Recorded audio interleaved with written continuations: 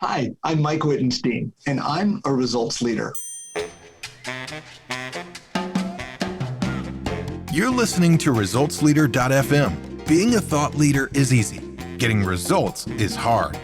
This show is for the results leader who lives and dies by their results. Here is your host and Chief Results Leader, Jonathan Rivera. Yes, y'all. It's time for another ResultsLeader.fm. So stoked that you're here, and we are getting ready to blow your ears off. I've got another amazing interview with Mr. Mike Wittenstein from Story Miners, and we're talking about how you make your clients feel, how you create value in your business, and how it's harder than ever to get attention in the marketplace and what you can do to stand out. All of that in today's interview with Mike. Now, Mike helps leaders find profitable opportunities, sharpen their ideas, win support from their teams, and create more value for their customers, so you know you're in for a treat. Let's jump in. All right, Mike, welcome to the show. How are you today? I am great. So good to be here with you for the first time. All right, brother. Well, let's jump into the questions I have for you today. And this one's going to be a softball to set everything up. What book or books have you given most as a gift? Probably Adaptive Enterprise by a mentor of mine named Stephen Heckel. Adaptive Enterprise explains how you can run a business like a machine. And once you get the clockwork set, it's easy to expand it, change it, make everything else go. It's all about making your business adaptive. Excellent. And so you said he's a mentor of yours. Is he a mentor in the sense that the book is mentoring you, or are you actually working with him? I actually worked with him when I was the e-visionary at IBM Global Services. Excellent. He introduced me to the topic of how you can engineer a business to be outcomes oriented, to be agile, and to put not just shareholder values primary, but to put everyone's needs right at the top. So that really changed my professional life. And from that, I helped IBM make literally billions of dollars. Now there's a pitch for a book, billions of dollars. I love it, man. So, cool. So let's talk about one of our favorite topics here. I want to talk a little bit about failure. And I want to ask you specifically, how has apparent failure set you up for later success? Well, what a great and a deep question. I don't think anybody really likes failure, except some people like to watch others fail. I think that's just a schadenfreude, or whatever that word is, kind of a thing. In the moment, failure doesn't do much for me except kind of bring me down. It's terribly frustrating. When I get ready to tackle something really big, it can be a new service, it can be a brand new brand, a new business. You really have to vest yourself in it. Otherwise, you're not going to get the best results out of it. And when you fail, it knocks the wind out of your sails. It's really tough. So the immediate reaction to failure is doubt, it's frustration, sometimes it's anger. But when you come out on the other side, when you learn the lessons that failure has to teach you, that's when you add that experience to your bag of tricks and it becomes a strength, but it's not automatic. So I think what I've learned over time is to recognize failure sooner and to just kind of let it flow through and not take it so personally, because it's really not about me. It's about the world getting what it needs from me. How do you do that? It's an interesting concept that you just brought to me. Sooner, like accept it sooner. How do you do that? I mean, how do you put that into practice? I've never done martial arts, but I have some friends who've done it. And they've told me that, when you lose your balance and you're going to fall, just fall. I had a cousin who used to ride horses. He was too young to ride professionally, but he would show them all the time. And he said kind of the same thing. Mike, if you're going to fall off the horse, just fall. It's going to be safer than if you try to stay on. And he showed me what can happen is you hang on too hard and that belly band kind of comes loose and you end up riding the horse sideways. That's really dangerous. So when you feel like things are off the rail, take a second to think about it and admit that you might be off the rails. So it's a tough thinking exercise, but it's the one that helps you stay real and stay in the moment. Does that help? Oh man, I thought about it as you were saying it, and I'm like, Oh yeah, that's the way we do it in snowboarding. It's like if I think I'm going to fall, I'm going to lay out. I'm going to lay There you out so go. I'm There not you go. hitting an edge. And it's very different than quitting early. It's a totally different mindset. You know what I mean? Yeah, yeah, that is fascinating. I don't think anybody has ever said that, but it makes so much sense. So when did you start putting this into practice? Because this is a super powerful lesson for our listeners. Probably yesterday. It happens so much, you know? Yeah, yeah, yeah. No, I think what happened, let me answer your question. I would probably say, like, you know, in the 5 to 10 years ago time frame, the things that you learn that really work for you, you haven't learned just one time. Somebody tried to teach them to you. You tried to teach them to yourself. The world taught them to you. A teacher, anybody that you're working with can teach them to you. But it takes a few times for you to kind of hear that. Does that make sense? Oh yeah, yeah. You need to get your butt kicked a couple times before you get the lesson. So I'll give you a real personal one. In 8th grade, I had to take music appreciation. And unfortunately, the music that I appreciated and the music the teacher appreciated were like this far apart, you know? I struggled through the class. But at the end of the year, he signed my yearbook, and he did it in musical nomenclature, and he used the note B, you know, like every good boy does fine. It said, don't be sharp, and he put it in the sharp. Don't be flat, just be natural. And he used the little sign for natural. And that really stuck with me. And that was the first time I learned that you just have to really be yourself. And I've had other lessons along the way that get taught to me, but it's when they get repeated over and over, you start to see patterns, or people think they see signs or something like that. But usually the things that you need to learn, you've already heard that you need to learn them. Yes, sir. So let's talk about investments. What would you say is the most worthwhile investment you have ever made? Probably in my own education. It's not anything financial. You know, it's the relationships that you make. It's the things that you choose to learn, because whatever you learn today is what becomes your capabilities tomorrow. And that's what gets you what you want. It can be relationships with other people. It can be money, a business, anything like that. But the only thing that you have control over is what you learn and who you hang out with. Everything else is consequence. So when we're talking about what you learn, I want to clarify. Are we talking what you learn in school or other personal development? I would say the area that you choose to lean into. When you take conscious control over what you want to learn, you are shaping yourself. You're sculpting yourself as a statue. You're taking away things that you don't need. You're not doing these other things so that you can focus on this. And if you go through a series of these learning progressions, you're going to have a really unique signature as a human being. You're going to know things in certain combinations, supported by different experiences that nobody else on the planet has. So you're building your own uniqueness. You're also creating your own value for the rest of the world. Fascinating. So think back over the last 5 years. What new belief, behavior, or habit has most improved your life? Well, I would have to say that no matter how good you think you are, it's always better if your clients say that. So if you let yourself go crazy with how good you are, your ego will run out of control. It'll alienate you from others. If you let your clients tell you how good you are or not, you have to be open to that other side as well. You're going to be hearing how you're coming across to the rest of the world, and that can help you connect better. So from my work as a professional speaker, I've learned to really listen in, not to what I think I did or not to what my handler, because everybody's got a handler when they're speaking, not what they say, because that can be artificially uplifting.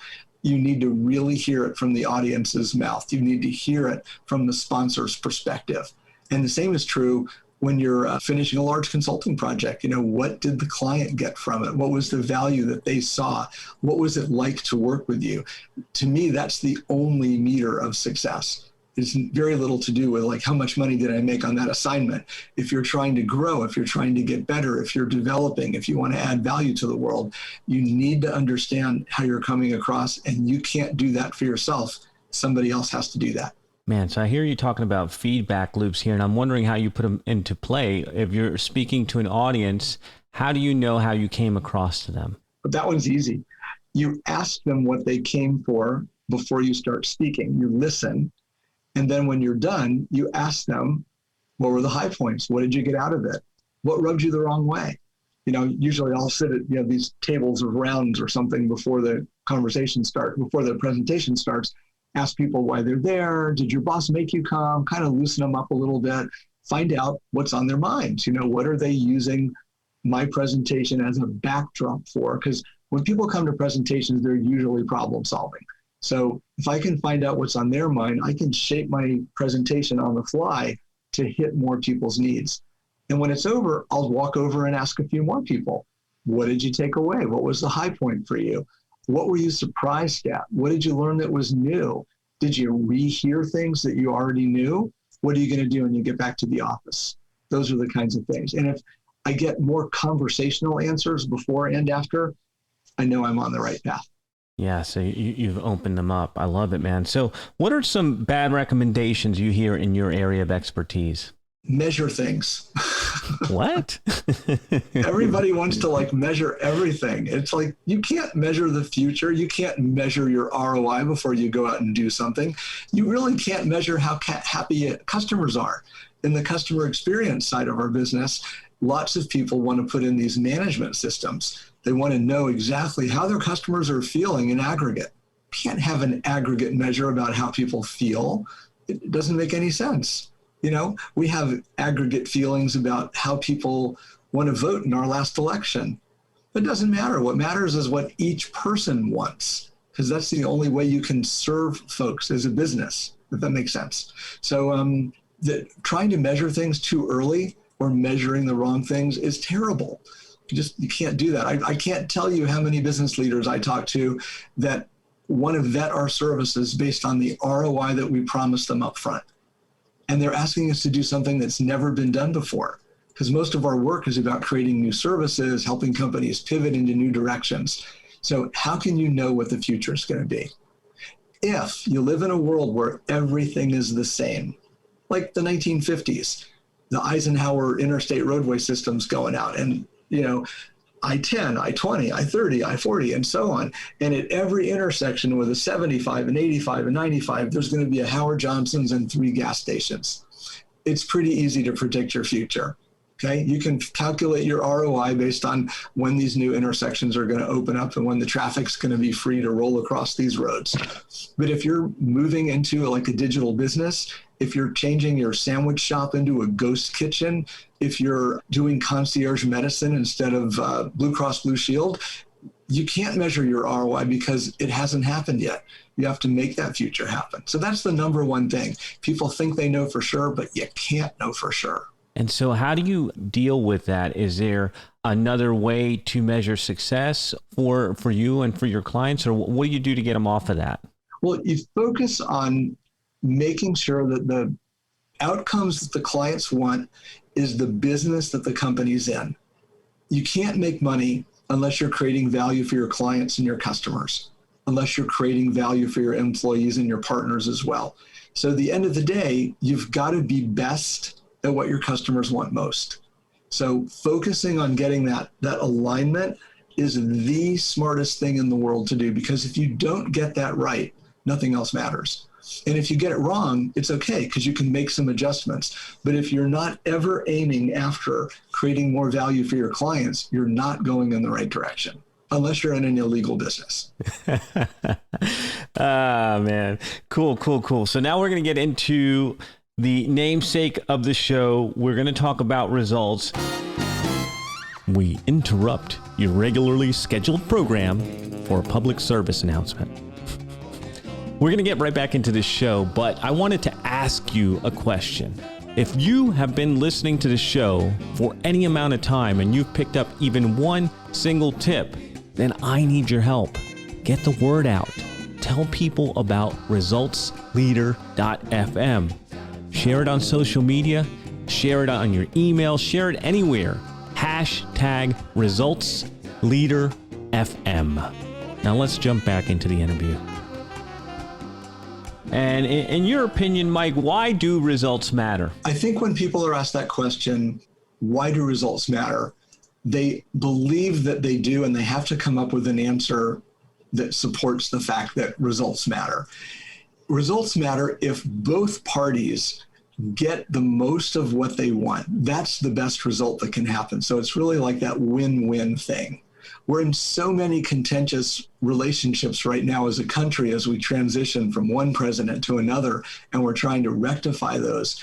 And in terms of results, we were going this way and nothing happened. Now we're pulling back this way. And so far, not a lot is happening yet. But if our interests and our economic and trading and geographical partner interests are in common, if we can find that common ground, that's a place where all kinds of goodness can happen. I hope that makes sense. You got me with a really tough question here because there's so many different ways to take it. And that's what's fun about the show is there's so many different ways to take it. And that's what we like about this. So let's move on. In the last 5 years, what new realization has helped you get better results for your clients? I'd have to say that value comes in lots of different forms. We generally think in business about value being equated with money. How much value did you get from that last client? Oh, that was a $100,000 contract. Oh, my margin was 1.5 million or 50 cents, whatever it was. We kind of think of that as value. But an article that I read in Bain about 5 years ago called The 30 Elements of Value broke out these different kinds of value that we can impart to our clients. At the very basic level, if you're buying a thing from a provider, the thing has to work. It has to save you labor. It needs to fit into your process. It needs to be repairable, and on and on and on. Those are the basic kinds of value. But why would you buy a fine bottle of wine for $18,000, knowing that if you pop the cork, its value drops to zero and it might not taste that good anyway? Why would you do that? Different kind of value. What kind? Could be status. There you go. Status, collector, heirloom. Okay. All of those things are ways that you can create value for your clients. And I think that many businesses don't realize that they leave untapped all the different kinds of value that they can create. That's why the customer experience field is so amazing and interesting. You can go to, let's pick theme parks, for example. I don't know about if you like, steel roller coasters or no roller coasters or wooden roller coasters. I like the steel ones better than either of the other two. But when you go to Six Flags, you go for the adrenaline rush. It's all about the rides. When you go to Disney, any of their parks, it's all about the experience. So think about it. You're standing in line at Six Flags and it's hot and uncovered, and there's this big drum filled with people's popcorn, and there are like wasps flying around it, and you're supposed to like walk around and worry that you're not going to get stung. This is my real experience last time I went there. No offense to the folks at Six Flags. They run a great property, but they do have outdoor standing under the sun. At Disney World, it's under the shade with fans and interactive videos and QR codes and magic passes and air conditioning when you get inside for line number 2. But you become part of the story from the moment you walk up to the ride, and you're engaged with it the entire time. So they think about the experience as something that happens before you arrive and ends well after you leave. But at Six Flags, it's wait, sweat, drink more stuff to their advantage, go on the ride, come down, all over. Feel the difference? So there's lots of different kinds of value that any business can create. A sandwich store, somebody that, threads eyebrows, writes resumes, levels millions of acres of land or thousands of acres of land, whatever they're doing. There are lots of ways to create value for clients. So for me, that was breakthrough, because when you know the kind of value that you can create and you know what your customers want, you're always going to be in more demand. Yeah, man. I love it. I can't think of the quote right now. People might not remember what you said, but they remember how you made them feel. And I'm feeling the value there that you painted in that picture. So cool, man. Let's talk about your business for a second. What area of your business would you like better results? I would like marketing to work better, because I think I have to work 3 to 5 times harder now than I did 5 years ago to do my turning strangers into clients. It's phenomenally difficult. Every week I get 30 to 40 prompts, email things, classes, courses, all about improving my LinkedIn funnel. That's just for LinkedIn. There's also email this and, fix your Google Analytics and fix your YouTube channel and be a star overnight, become a thought leader. Everybody is selling the basic tools of marketing. And most of them don't know what they're doing. Because I talk to my friends, they're trying these services, and 80 to 90% of my colleagues are frustrated and wasting money on what they're doing. So I'd like marketing to work better. Gosh, so you said, I've never heard that before, but you said you're working 3 to 5 times harder. What do you think has changed? I think that the way, and I wish somebody could tell me, because I'm open to ideas. I know that I can be better at this, or my company can. What's changed, I believe, is the way people buy. They're used to shopping you much more thoroughly before they contact you. So your invisible, findable presence makes much more. Your prospects are invisible to you. You don't know that you're being shopped until it's done. Used to be that you'd have to reach out to clients. So there's what's the word? Not transparency, the opaqueness between, who's shopping me and what I can see. The channels are different, and each one has got a different voice and character. I can't be the same company on Instagram that I am on Twitter, that I am on LinkedIn, that I am in email letters. That's all different. And people's mindset about buying has changed, especially with regard to the pandemic. I think there's been a real rise in the need for super high-end focused, get it done for me services. And on the lower end of the spectrum, where you're doing a lot more self-service, there's much more of an exchangeability for that. And the price points have dropped dramatically. Some of my colleagues who are charging, $10,000 to $20,000 for presentations and all the work that goes into it before and after are having a hard time at $2,000 price points. Very, very different world going on right now.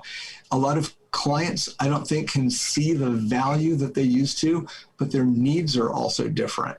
And so there's just, with so much unstructuring that's gone on, people are having to learn how to put their own worlds together. So I think that's different as well.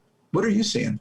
You talk to everybody about this all the time. Let me just interview you for 1 second on that question. Well, I was getting frustrated as you were saying you need different voices for different channels. Why can't I just have one voice? But I think, and what you reminded me of right now, and this is going to go back to one of the episodes where we had Mr. Todd Capone, author of The Transparency Sale.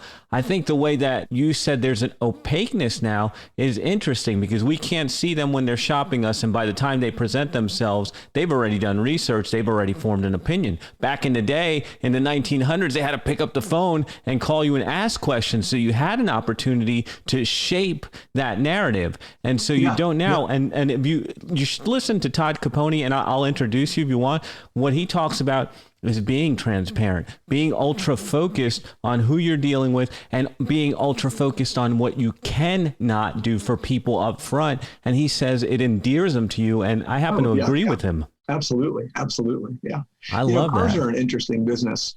It used to be that you had to go through the haggly, difficult, frustrate you, waste your time salesperson. And there are a lot of professional sales folks out there too, don't get me wrong, but we all have that stereotype of the, hey, I'm Honest John. You can trust me. We have that attitude. But so many of the manufacturers are going direct. They've decided to just obviate the whole dealership channel because it's just so uncomfortable for clients. It's not what they want. They're willing to sacrifice their ability to negotiate, which is not as real as a lot of us think it is anyway, in exchange for better service and more predictable results. Back to results. That's it, man. That's it. I am seeing that. It's easier to give them. We're even seeing it in media, right? Because we're seeing it. We're having Netflix and Amazon and all that. They're making the movies and selling you directly on their services. So Paramount, CBS, everybody, Peacock for NBC. Yeah, everybody's doing the same thing. It's changing, man. It is changing. So let's talk about what results you are most proud of. Well, I'm really proud of being in business. We're in our 20th year right now. Wow. Our anniversary will come up later, but we're in our 20th year, and that's really cool. I'm very proud of some of the folks that I've worked with. Some of them have springboarded from story miners into their own careers and their own businesses. I'm very proud of some of the trends that we've captured early and turned into working services that have made people lots of money. One of the things that we do as a principle in our business is measure our success in the same way our clients do. So using their measures of success, we've created a couple $2 billion in lift and value for our clients. And I'm very proud of that. And I think I'm also really proud of our principles. We've worked a certain way, kind of gone against the grain sometimes, but let me just share a couple of those with you. One of them is that we'll never work with a company that by design harms others. So we don't do vaping. We don't do anything with, pornography or anything illegal like that. We don't do hard liquor. Things that are by design harmful to human beings, we just don't touch. And keeping those principles is really challenging, but it also strengthens us. It makes us who we are. And over time, not instantly, but over time, it really helps build reputation, credibility, and things like that. And I'm proudest of all of our clients who we've partnered with, and they've gone on to create some really cool things in their businesses. Brand new businesses, new services, new brands, better rollouts. And I've seen these people grow into all kinds of new positions. And I'm actually kind of excited about that because they don't know it yet, but some of them are going to be getting some calls in this month of April and May to reacquaint and re-engage. Oh man, that is amazing. So any parting thoughts for our listeners out there? Well, I would say one thing, and this is maybe a different way to look at your business. It's a rubber meets the road, still filled with hope kind of message. And it's this: no matter how hard you try or how much you spend, your business can't ever be better than what your customers experience. It's the experience that you give them that kind of stays with them. Remember that was that Maya Angelou phrase, often attributed to her, that notion of how you made me feel. And that's what your business does. Your business gives people a signature feeling throughout working with your clients. And if you know what that is and you can hit that on purpose, you're good forever. That is a golden brand. Gosh, that is powerful. Mike, when our listeners want to find you, where should they go? Our website is storyminers.com, but I'm going to give you a special URL. It's storyminers.com, STORYMINERS.com/YAMA, and that stands for You Ask, Mike Answers. And we use a very cool technology there where you just watch me talk for 15 seconds, you punch an orange button, and you can ask me a question. So get your camera ready, be brave, and ask me your toughest, most important question, and I'll get back to you within 48 hours with an answer. And it's really from me. It's not made up. It's not a bot. But that's how we're engaging folks now, at starting a real conversation around a real issue. Wow. So storyminers.com/YAMA. So we will share links, obviously, in the show notes to make sure that we have that special URL, your LinkedIn as well. And Mike, thank you so much for being here with us. We really appreciate you taking the time out to rap with us and share. Thank you, sir. Absolutely. Thank you. Thanks for the great question. You made me think. Oh, well, hopefully. Cool. So that is a wrap for another ResultsLeader.fm. Thank you, everyone, for tuning in, and we will be back in your earbuds next time.